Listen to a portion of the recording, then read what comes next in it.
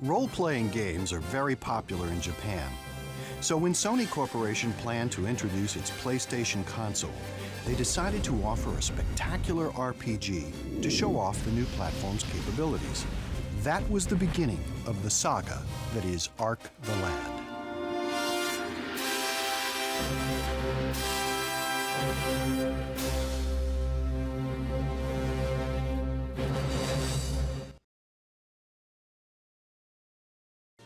The Ark the Lad series was produced in Japan by Sony's Ark Entertainment subsidiary. I personally think that the base of RPG game elements are story, characters, and how well they are crafted and how interesting they are. So we need to make sure that those things are done right. Otherwise, even if the hardware improves, the game itself might not improve drastically. Nakagawa-san is the producer of Ark the Lad. He was involved with all the games, sort of oversaw them all. And he was sort of involved with the initial ambitious idea that they would create this flagship RPG for their new gaming platform. I have studied a lot of pre-existing RPG games, and after I studied these existing RPGs, we still wanted something different from the RPG format, for which we had a lot of ideas. Of course, right now it is considered normal to do so, but at that time we wanted to include CG movie segments, and for the first time use voice effects when the characters were involved in fight scenes. This was also the first attempt to link the saved data from Game 1 to Game 2. I believe we had such a deep treasure of ideas. At first, Ark was intended to be a single game. But in 1995, with the deadline for release looming and so much work left to do, it was decided to break the ambitious project in two. Due to the fact that it was released as two games, we made the end of Ark 1 in such a fashion to be continued, which generated a lot of talk by people. When Ark the Lad was made available, first we saw the screenshots. To tell you the truth, at that time, I wasn't that surprised. However, when we actually played the games, we were very surprised. It was a very high-quality presentation, and the sounds and the characters' actual speaking and that kind of thing was placed all throughout the game. This kind of RPG never existed in a platform before the introduction of the PlayStation hardware. On the battle maps, most of the characters have 6 or 8 frames of animation detailing what they do, which allows the character to be more expressive. Whereas most games usually use 2 or 3 frames for each character. Ark the Lad 2 was released with great success in November of 1996. Fans could now take advantage of the PlayStation's unique memory system. The memory system is really cool because you can bring saves from Ark 1 forward to Ark 2 and then Ark 2 saves to Ark 3. And the benefit of doing that is you get events that you wouldn't get if you just played Ark 2 without playing Ark 1. By bringing your saves forward, you get hidden events, secret items, and the biggest benefit of that is primarily in Ark 2 because you get this whole event with Choco. The memory system also allowed Sony to create a new related game, Ark Monster Tournament, which has been renamed Ark Arena for its US release. And what you could do is take the monsters that you could capture in the game and fight against another player, and you can fight for their monsters or you can fight for items that they have. Ark Monster Tournament was a sensation, and 2 national championships were organized. This was a big success, and the Pokemon people did the same thing. I believe that Ark the Lad is the only game that can be used in this kind of way in the PlayStation format. If the same kind of thing becomes popular in America, we would be very happy. If we could let the champion American monster fight against the champion Japanese monster, it might yield an interesting result. I don't know if this is possible or not, but I think it would be very interesting. Ark 1 is a game that people can complete in about 10 hours if they are playing at an average rate. I think most people who played Ark 1 successfully reached the end of the game, and I believe this game created a trend for more user-friendly RPG games. For the maniac-type hardcore gamers who purchased their first PlayStation and played Ark 1, they sometimes criticized or complained because they could only get about 10 hours of play out of it. Since we created this game with pride and confidence, we never regretted making it. However, this criticism caused our creative spirit some concern. Therefore, we decided to make a game that had a wide application that anyone could play, but that could be utilized for up to 50 hours. That was the Arc 2 game. Arc the Lad became a phenomenon in Japan. Fans created Arc websites. Magazines, trading cards, calendars, postcards, and other items sold like hotcakes. So Sony decided to continue the series, releasing Arc 3 in 1999. I heard from Mr. Akagawa that they were not originally planning on making Arc the Lad 3. Arc the Lad 2 was considered to be the final segment in the game series. However, the fans started to express their desire to make a sequel. So that is how they decided to make Arc the Lad 3. This is a long story written in 3 parts. All 3 series have different main characters. Each main character has their own unique personality. The story is kind of dark. However, each of these main characters opposes the bad forces. I found it interesting the way the main characters fight against the evil forces, the way they fight and stand up for justice, even when these characters were in desperate circumstances.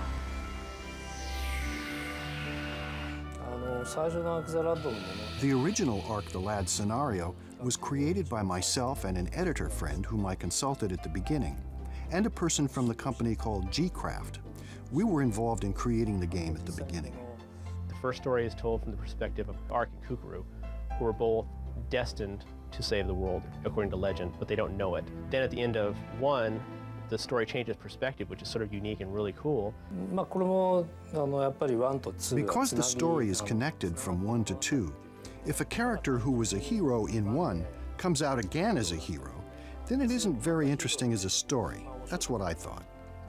When we show that different angle of the story, then the story will have more contrast. That is the sort of effect we tried to achieve. I think it was a good idea. Arc 1 advances with the main story alone. It is not a very long game. From Arc 2, the style changes a little bit, and besides the main story, there is also a sub-story called Guild Work. For Arc 3, we put that Guild Work, which was the subsystem in Arc 2, as the main storyline in Arc 3. By accepting the Guild Work, it causes the main story to develop. It's so complex. There are so many things to do, so many extra things, so many side quests or jobs to take on, that just playing through the storyline, you'd be missing half the game. In Arc 3, there is a place in the sub-scenario where you have to clear certain events in order for the heroine to become your partner. There are also some events you cannot see unless you fail at that juncture. Sometimes by failing, you can see more interesting or funny events as a consequence. So in that sense, there are some hidden avenues in the game.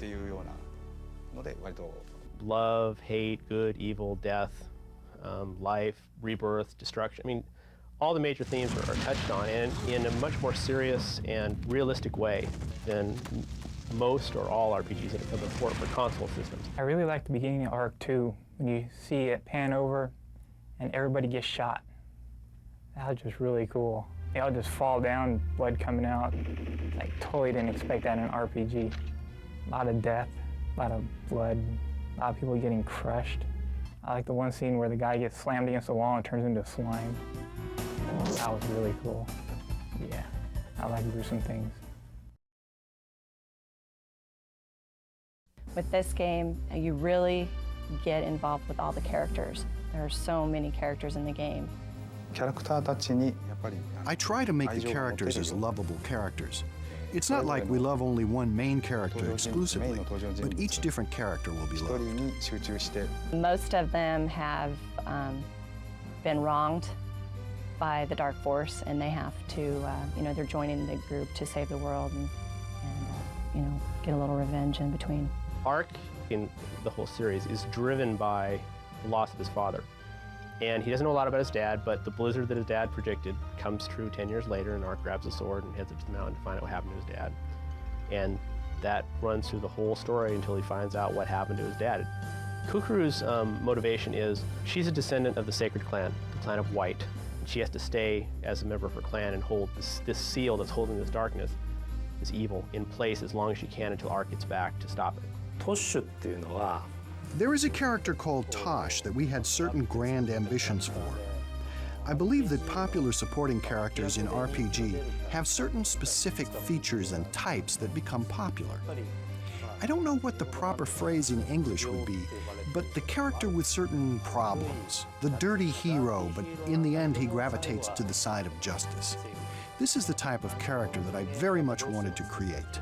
Gogen is very old, more than 3,000 years. He was one of the original Brave Seven that stopped the advance of evil or darkness the time before. As Ark, when you start your quest, you go in and get Gogen because he's going to be your guide to find the 5 stones you need to unseal the Ark and help save the world. こんなキャラクター多分今まで Characters like Chongara have never existed in any RPG game before. The person who had worked on creating the characters for this game at the beginning of the project had a body that looks just like Chongara. So we basically used him as a model.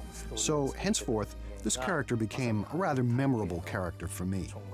Just like with Ark, Elk is also driven because, you know, when Elk is a child, he sees his family killed, his whole tribe killed, as a matter of fact. But he's driven by hate and the need for revenge. But that turns into something else as the story progresses, which is another one of the underlying themes, is that hate never produces anything but hate. Well, I like Deepbeck the best. He's a robot. You get him in Vilmer's lab, each power unit you attach to him gives him more abilities. So you then take him back to the lab, put him on a pedestal, and you can give his experience to any other character and power the characters up really high just by, you know, leeching off Deepbeck's experience, because he can't use it himself because he's not a human. Alec is a very straightforward, kind, and courageous type character. And that is the traditional boys' heroic type character. The character Lutz was a secondary comic and energetic character. Those two characters in combination existed before I started working on the project. So for those two characters, I tried to extend and enhance their character without altering their basic characteristics. Everybody has a little bit of pain in the game. They all have some sort of personal tragedy, and they all band together to rise above that. When I come up with the character ideas, rather than using good aspects of characters, the shortcomings of the characters are more important. I think these faults of character are more interesting. For example, Lutz is clownish, and that is his shortcoming. But that is also his endearing aspect. So I tell myself that character shortcomings are the key to attractiveness. My favorite character is definitely Tosh because he is hot. And I have a thing for redheaded samurai dudes that really kick butt. And he sounds like this. Shinjuken! Favorite character is probably Shingara. He has interesting dialect. Hello, baby! That and Daisy Boy, Daisy Boy. Iga, he's very cool. He has really, really good tornado magic. He runs around without a shirt on in the game, so he's really cool. Deepbeck's like, thank you, Anokona. Not a huge fan of the voice, but I like the character. I kind of like the vacuum cleaner salesman. I thought he was just kind of mysterious. He's a spy for the King of No Mana, and he has chosen to go undercover as a vacuum cleaner salesman because nobody wants to talk to a vacuum cleaner salesman. Because I created these characters, I don't really want to rank them. But I think that the Ark character is special. Because Ark's character is the concept we had from the very beginning, I feel that character is very special. The look of each character has a lot to do with how fans feel about them. Ryuichi Kunisue designed the characters for Ark 3. I usually try to have the appearance of the character reflect the personality. We might not receive any suggestions from the scenario writer, and in that case I have a free hand to create what I like. And even when we receive a request from the scenario writer, I might think about it myself sometimes, and when I determine it should be some other certain way, I try to consult with the scenario writer and incorporate that idea into the character. I try to study people carefully, and I try to be very alert to people's expressions of their emotions. For Ark, the age group of the characters was younger than usual, so I watched that particular age group very carefully and created the characters with the mannerisms of that age group. This character, Alec, was supposed to be a boy who was very straightforward and with a very strong sense of righteousness. So I drew the character to reflect that personality, with big eyes and a certain shape of eyebrows. As for Lutz, this character is relatively lighthearted, although internally he is strong, but on the outside he appears to be lighthearted. So I tried to create an atmosphere of character that is easy to approach and friendly. As for Theo, as you can see, he's an innocent and very childlike boy. One thing that I had in mind for him was to reflect his strong will, so I drew this character with that in mind. From the beginning, Akagawa-san's idea, the producer's idea, was to do cutting-edge RPG, to show off cutting-edge technology. And at the time Arc 1 came out, CG was just getting started. Then Arc 2 really takes CG and runs with it, and you can see, how they're starting to model. It was pretty spectacular for the time. And then Arc 3 comes along, and that's another 2 years later, and you can see the evolution of the graphics as well there, where the 3D CG is just really, really great. In Arc 1 and 2, they primarily used CG for, the flying ships and stuff like that, but the characters were never done in 3D. But in Arc 3, they incorporated more of the 3D character design. iDesign is the company that was doing the animation for Arc 3, and they were heavily involved with making 3D environments and 3D animations that were believable for the game. At the time of the release of Arc number 2, character animations were possible, but there were a number of restrictions. For example, from the point of view involving hardware, we couldn't do the characters. But with Arc the Lad number 3, there was an abundance of software applications available, and there were some new software programs that were suitable for character-type animations. At the beginning, we didn't think about putting the characters in the CG movie segments. We created one as an experiment, and it was received so well that we decided to follow this course of inserting these characters into the movie segments. Of course, we first decide where the movie inserts will be placed, and then we create the storyboard, and then each designer starts the modeling of each character. At first, we usually have either some sort of a design sketch or a higher quality illustration of the subject. So basically, we have this basis for our layout. Then we have a meeting with our clients concerning what kind of image they want to convey. And then we create the images for the screen one at a time. This process is the same with any 3D CG process, and not just limited to game applications. In animation, the most difficult part is illustrating the movement of the hair or clothing items like a cape, that is, any soft object. We tried a variety of different tools, such as a cloth simulator that comes with certain 3D applications, but we found them to be unsatisfactory. So what we did at the end was to use a skeleton bone structure and move it by hand. We created an ocean scene by using the digital nature tool, and we also used the digital nature tool for the clouds, but it was difficult to achieve the effect. It was very difficult. For Arc the Lad 2, the part that was difficult was that there were many scenes where buildings collapsed. When we use CG, when we illustrate a standing building alone, that is easy. However, if we have to construct a scene with the building crumbling, we have to piece together each of the pieces of the building that break separately. So that was a very difficult process and required a lot of patience. There are 3 people who concentrated on character making. 4 people worked mainly on backgrounds, and the remaining people worked on scene structure and camera operation. We have at least one staff member who draws 2D pictures using software such as Photoshop for the purpose of making texture maps to paste onto the 3D models. And while this staff person works on this aspect of the job, other staff members work on the modeling with 3D computer graphics software. They then make the basic shape that will be utilized to paste the pictures onto. Once we have made the 3D model, then the animation aspect of the job becomes very easy. Moreover, it possesses this realistic sense to it, so it is much preferred, and the end result is fantastic. For Arc the Lad 3, we spent about 4 months total working on it. The number of machines that we had at that time limited us somewhat because we did not have that many. But we utilized these machines 24 hours per day, every day. As for our staff, due to the importance of this job, There were many times when every member of our staff stayed at the office day and night. So in that manner, we worked continuously, and it took us about 4 months.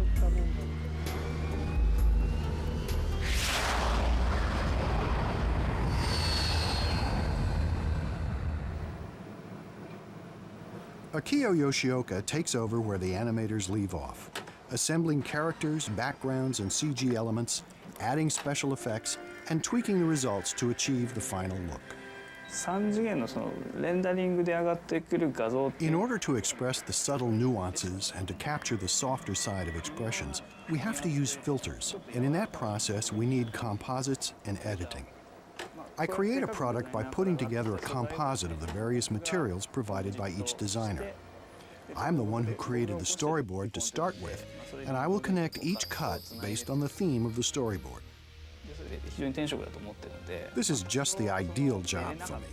Although I sometimes don't get that much sleep or have a lot of time to eat, overall, I feel this is a fantastic job to have. Sound effects and music add excitement to the formerly silent movies.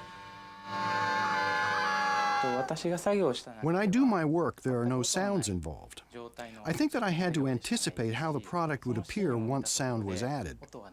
And then later, when I had an opportunity to look at the finished product and compare them to the soundless segments, these segments seemed just so much improved and wonderful. Ando-san is the musician, composer, and with Akagawa-san, that's how the first game came to be a landmark in music, because it had the Royal Philharmonic Orchestra, had a live orchestra doing the sound, and that was unheard of at the time. So until that time, when people spoke of using an orchestra for a game, it was for the associated records, but it was never in the game. It was just kept for the record only. So we came up with the idea to use the orchestra for parts of the game itself. Of course, we were worried it might cost a lot of money, so I went to my boss to discuss the situation. And he responded by saying that even if it costs a lot of money, let's go ahead and do it. Therefore, we went to London to work on this.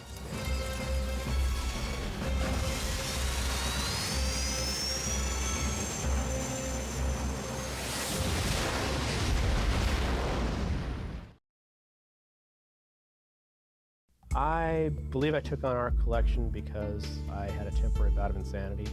Working Designs had approached Sony about producing a US version of Arc 1 soon after the game was released in Japan. They asked again after the debut of Arc 2. And when Arc 3 was released, they came up with a bold idea. We approached it as doing all 3 games together in one exclusive box set. And when we approached it that way with Sony of Japan, they were interested in talking to us and licensing the game to us. To kick off the project, 2 Working Designs programmers traveled to Tokyo in December of 1999 to meet with their counterparts at Arc Entertainment. Yeah, in Japan, they had their computers with little toys and stuff set around them just like I do. I thought that was kind of neat. And then we looked around a bit, mostly in Laserdisc shops. That's what the other programmer liked. So we went to Akihabara and walked around. Oh, the subway was really cool. Really hard to figure out your way around, though. They had like a whole bunch of maps with lots of lines. Really confusing. And it was so easy to spend money there because it was all coins. So it doesn't feel like you're spending a lot, but then it's like, oh, $50 just went by. Localizing all 4 games turned out to be an enormous and time-consuming project. It didn't seem especially daunting until we started getting the code and the text and seeing how large of a project we'd really signed up for. Localizing the game is sort of the standard procedure that we have, but just on a much larger scale, which is you have your regular translation, which is Japanese to English, and you take that, isolate the main story points, and rewrite the game in English using the storyline so that it reads conversationally. We try to keep all the games we release as up-to-date as possible as far as making use of the latest things that are offered for the platform. They're in wide use. So we added analog, we added DualShock, we added the extra memory card slot so you could save more on one card. The Japanese standard, or sort of the standard in games role-playing, is 3 saves per card. Well, much more than that'll fit on most memory cards. So we generally try to put as many as you can possibly fit on a card. So we increased Arc 1 to 15 saves per card. Arc 2 went from 3 to 7. Arc 3 went up to 15 saves. The interfaces for all three games were slightly different. We tried to unify most of them so that when you go from game to game, you don't really have to read it as much as just feel it. That's one of the things I hate about most games, trying to find my way around menus. The translucency was added to the boxes, so you can see the battlefield below your screen, see what's going on, whereas before the boxes came up and you couldn't see what was underneath them anymore. You had to like cancel out so you could see what you're doing and go back in if you forgot. In Arc 1, the movies were done in 16-bit color, but they were originally produced at 24-bit, but they were being played back at 16-bit. So our programmer Ken went back in there and figured out how to run the movies at 24-bit color, which allowed us to have a higher quality movie. So we're trying to increase the playback of the movies in Arc 2 to get rid of some of the artifacting and making them look a lot better. I think the fans in Japan would really like the improvements. I think the people in Japan would have made these improvements if they had time. I think they just probably ran out of time. So they had to release it as it was. They couldn't continue on and make more improvements, which is what we get to do. When you do localizations, you get to make improvements upon games that are already good. You don't have to start from scratch and hope you come out with a decent product. You already know you have one. Just make it better. We get a lot of artwork from Japan, and it's a lot of splicing up of images and being able to separate foreground from background. And we do this because for a package front or for a poster, you need to be able to fit the dimensions. Occasionally I'll actually do a lot of my own art, but I have to mimic the style of the Japanese art so that it looks the same. The computer is purely a tool. You draw the art and then you scan it into the computer. So I use Illustrator. In Illustrator, I pulled all of the scan drawings, and that's where you do all the coloring. That's where you do any sort of editing that you need. Arc the Lad Collection is the largest anthology ever released in the United States. The end of the project is probably the most fun of Arc. It was a monumental task, and finishing it, seeing the end, seeing all the stuff coming together, packaging, seeing the stories get a really good critical reception. But the people were just amazed at how the story is and how deep it is, how much you can do. Really makes us, all of us glad to be involved with the game at this level. I mean, we're all very tired, but we're glad that, we did it. At least I think we're glad. Yeah, we're glad. From the Japanese people's point of view, the way this game is going to be released in the US causes us to be almost envious. And of course, maybe I don't need to say this, but I would like American players to start playing from the beginning of Arc 1, because in Arc 1, you train your character to some extent, and then move on to the next. Japanese players did this over a space of a number of years, and American players can do this also over a shorter period of time. But if you could play each one without hurrying too much, then you would enjoy this game much more. So please enjoy playing it in that fashion. We get a lot of artwork. Blah. Yeah, they're much fluid. They have a good fluid movement. Blah, blah, blah. That sounds silly. Again.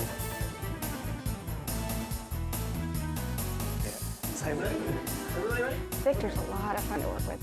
He knows just how to joke around. Be a total goof off. I just realized I didn't brush my teeth after lunch.